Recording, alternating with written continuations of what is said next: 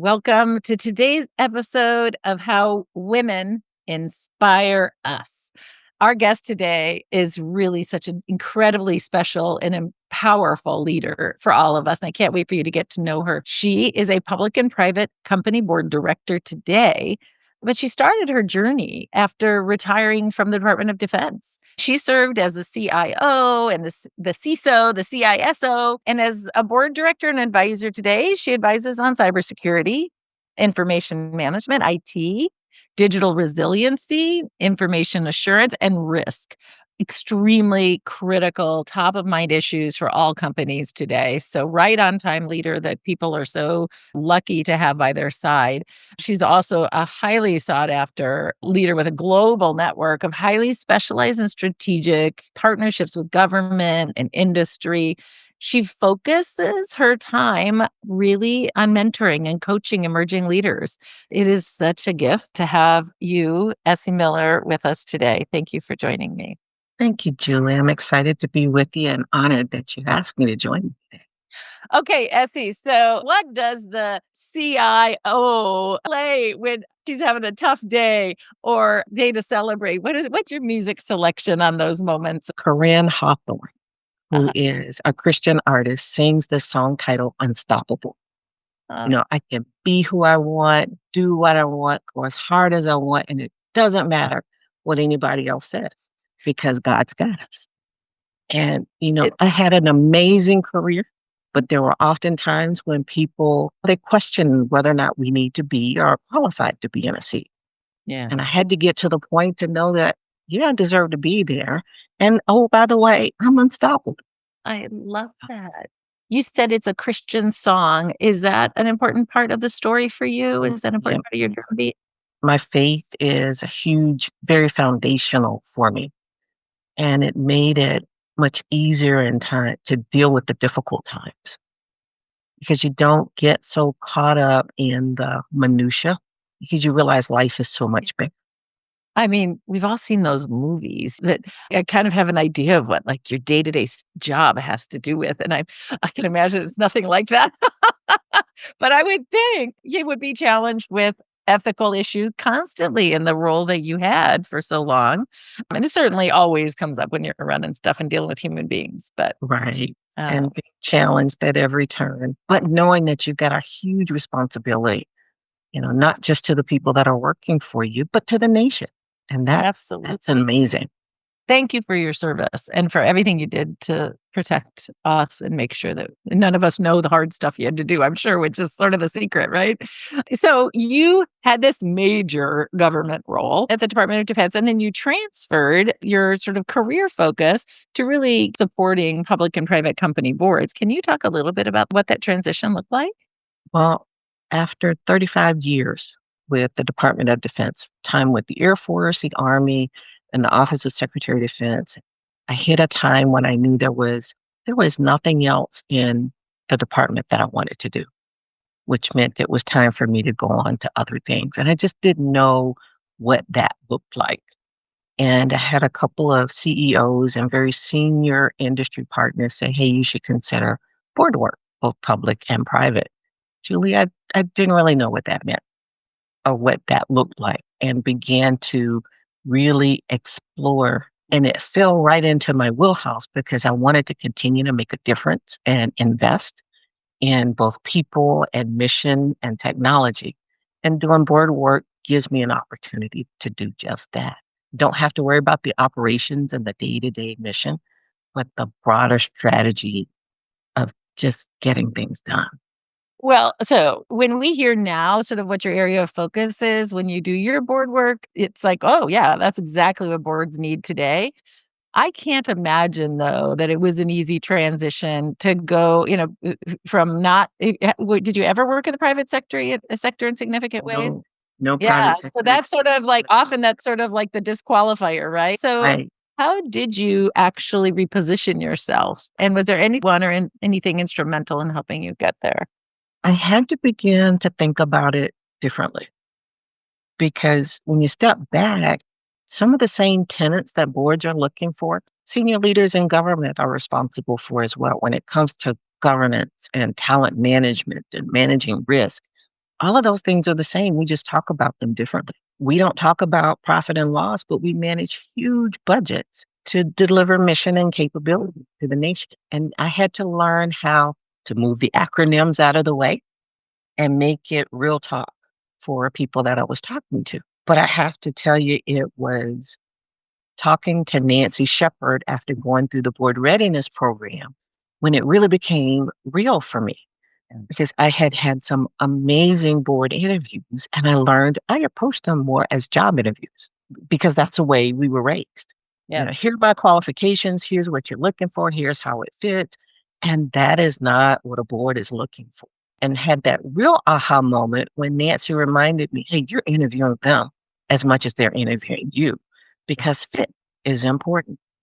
So I had to learn to interpret all of the accomplishments from government into more industry and broader speak so that folks could really understand the value that I brought to the table. We're called senior executive service members in government. Most industry people don't know what that is, but they all know who a general officer is. You got stars and a very visible indication of who they are. You don't have that with the civilian force, so we have to make sure people understand what we do and how we operate within government. So you just said you're interviewing them as well.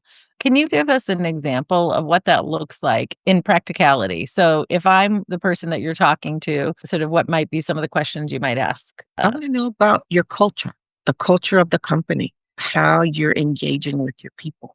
I want to know about the dynamics among the board members. Are you really open to conversation and input from the board, or are there certain dynamics that we need to deal with? Are there values of the company that align with things that are important for me? And I had to learn how to ask those questions and that it was okay to ask that because I found chemistry was very important to me. So, do you feel like there are other sort of ways that people you would say, if you were giving me advice and I'm a government, someone who's been in high level, obviously high level government role, Mhm. anything else in terms of translating my experience into board related terms? Are there any specific hooks that you've heard, like trends or words that, people are looking for? So people can listen to this and it can be practical. Again, I go back to we all do governance. We're all responsible for policy, strategy. Of course, cybersecurity and risk are really, really big right now. Yeah. And instead of talking to that from a military term or government term, interpret that language such that industry understands. Yeah. But the other benefit, Julie, is most industry partners are trying to do business with government Yes.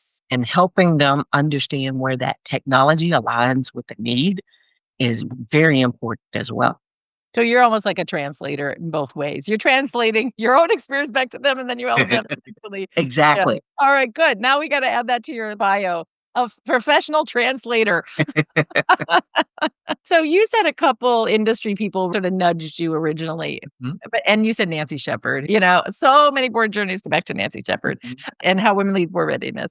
But how did you build your network of support? Who were your champions, and what was the most effective strategy in making sure that they could help you get to that next spot? I first had to learn it was okay to tell people that I was looking for board opportunities. Mhm. And early on, I was wondering, why is nobody calling? Why am I not hearing from anyone? And I had a CEO say, Essye, they don't know you're there. They don't know you're looking. So you've got to share with people, which was great because when I went through the board readiness program, you talk about being just unapologetically visible in what you want. And I got to a point where it was just easy. If I was doing a public speaking engagement and I find some way to just bring in, yep, and I'm on that board journey. So if you guys know something, here I am. Yeah. Just getting to the point to advocate for myself, both in my inner circle and more publicly as well. And was that phone calls? I always say, get your list of 25 ready. Did you have like your regular touch base list? I had those folks that I considered coaches and advocates in the process, but I also learned the value of LinkedIn Mhm. and social media because a fair amount of my early calls were just cold calls from recruiters who had either seen my LinkedIn profile or someone had referred them to me and they used LinkedIn to find me. But you probably had all kinds of restrictions on your social media presence when you were in your leadership role, right? Exactly. Of all people, That you had to and be and LinkedIn was a no-no to me for I so long. bet. I So I bet. had to get myself to a point where, it's okay to put a foot out there, and then getting help in crafting my message and my digital presence was important as well. Okay, let's talk a little bit about that. So, if you were to say, like, do the following 5 things, hire someone to redo your LinkedIn, like, what would you say are the things that today and that is the roadmap for people to get present if you couldn't be visible before? First thing I'd say is take that government resume and push it aside because folks on the Start over. outside don't use it exactly. Mhm. But bring that experience and the accomplishments forward, but also to have somebody to help you put it together. Yeah. I went through several iterations of both my bio, my LinkedIn profile, and my resume. I had to work through the right words and the messaging there. Okay, so you get your LinkedIn repositioned, started, you get your story straight. You just mentioned also, so I always think you need to be able to Google somebody and see more than just their LinkedIn, and you shouldn't have to find their LinkedIn on the 5th page of Google search either.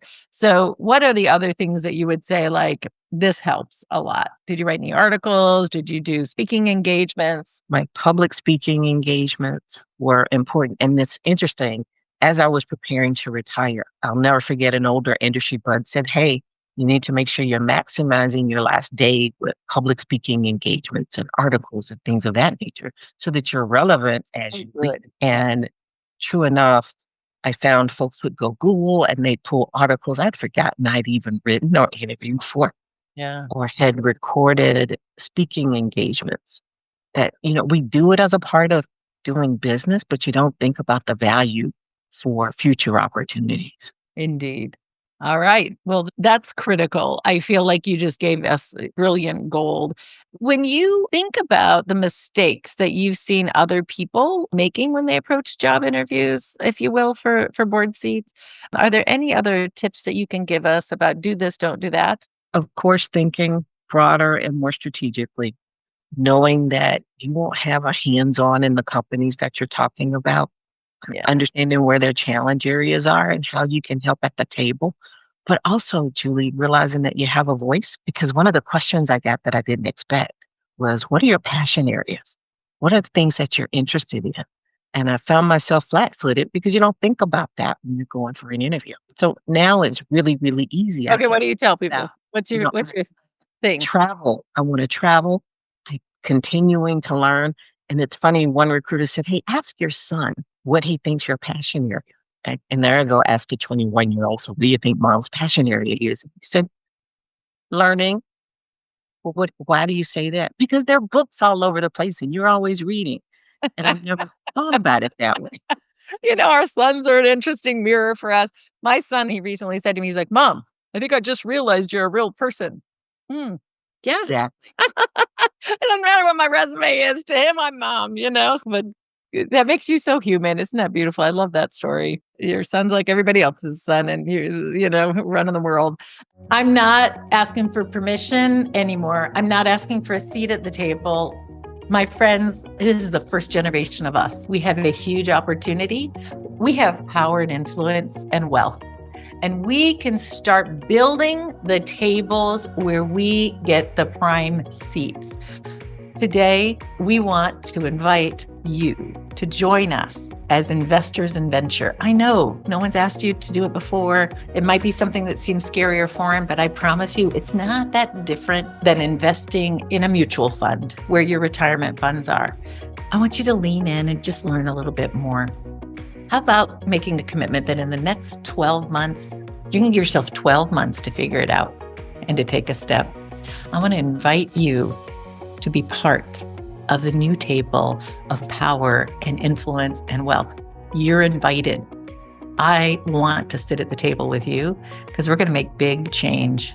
We're going to make the world we've been dreaming of. When I think about your specific area, so beautifully coincides with everything everybody's talking about. Cybersecurity, information management, it's critical right now in corporations. We're all feeling under attack in certain or need to be on the defensive in terms of all of those areas. But when you think about other people working in government, the other sort of intersections or the other sort of things where you think like, hey, listen, someone who's been in government and run big stuff, you clearly manage teams, et cetera. But what are the other things? Like, can you tell them that you can help them navigate the policy landscape or otherwise, what can and can't you say? One of the huge areas is in acquisition. Government acquires a lot from industry partners, but you have to understand those processes Uh, and acquisition rules and regulations that they're bound by. So helping to bridge that gap is huge. Also looking at it from a functional aspect. Just like most companies, the government we've got finance people, we have logistics folks, you have personnel, you have all of the same functional areas as most companies. And again, back to translating the type of work that we do and the outcome. can we pivot and talk about you as a woman and as a leader and a little bit more just about you? What would you say are your sort of leadership tips and lessons? Sort of what is your cornerstone? I watch and listen to understand who people are and use that as my way of engaging. I'm a huge collaborator, and which is important when you're working somewhere in the Pentagon and you've got all types of critical, difficult, complex problems that you're dealing with. Being able to build partnerships is very, very important. And then helping to grow that next generation of people coming up behind us was important as well. Yeah. So, but in order to do that, you've got to listen and understand what's happening around you and take your cues from that. The assumption is that you are technically proficient in whatever your area is, but it's those soft skills and the ability to deal with people who may think differently and look differently. That's very important. I'll never forget when post retirement, the female that used to sit next to me in the staff meetings with the Secretary of Defense said, "Hey, whenever you were in the chair next to me, I felt I had to sit taller, and I had to bring my A game."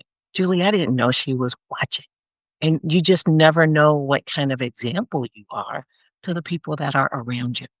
Well, what you just described is maybe this is why it was reasonably quick transition for you. You literally just described what you want in a boardroom, right? You want somebody who listens deeply, asks great questions, learns how to get consensus and coalition building and different stakes from what you did in your day job. But to me, like you just named it. And I feel like the way you show up as a leader, I stand taller when I'm with you, but I also feel safe around you. If you're trustworthy, you are measured. The way you are as a leader is, well, it's fantastic. And it's a good recommendation. It's everybody should watch how you hold yourself.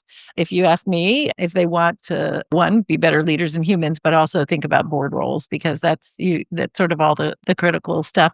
So now you're in this other stage and you're on corporate boards and you're playing a different role and your son is 21. What else are you doing? You said a little bit about travel, but like, is there impact? You're on a How Women Lead executive board.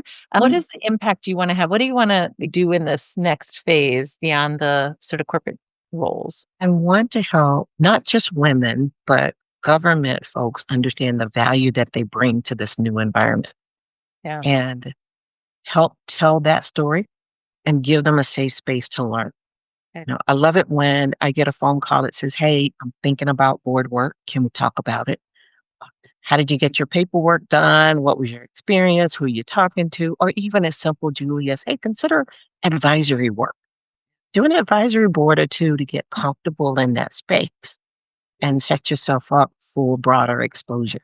It goes back to that same tenet in government, helping that next generation grow and get a seat at the table.